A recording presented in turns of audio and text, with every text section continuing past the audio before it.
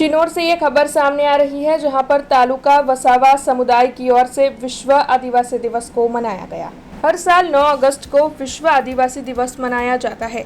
इस दिवस को मनाने के पीछे का उद्देश्य विश्व भर के आदिवासी समुदाय के अधिकारों की रक्षा, उनकी अनोखी संस्कृति, भाषा, परंपरा और जीवन शैली का संवर्धन है। तब हर साल की तरह इस साल भी शिनोर तालुका के सेगवा गांव में समस्त शिनोर तालुका आदिवासी समुदाय की ओर से युवा अग्रणी अल्पेश भाई वसावा की अगुवाई में बैंड बाजा के साथ भव्य बाइक रैली आयोजित करवाई गई थी, जिसमें बड़ी तादाद में आदिवासी समुदाय के लोग वेशभूषा में सज्ज होकर शामिल हुए थे।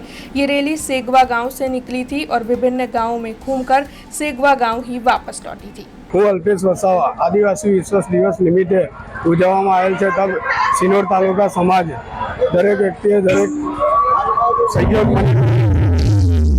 તાલુકાના ખૂબ ખૂબ मैं આભાર વ્યક્ત કરું છું। જય જોહાર, જય આદિવાસી। हमसे जुड़े रहने के लिए हमारे YouTube चैनल को सब्सक्राइब करें और नई वीडियो की नोटिफिकेशन के लिए बेल आइकॉन को दबाएं।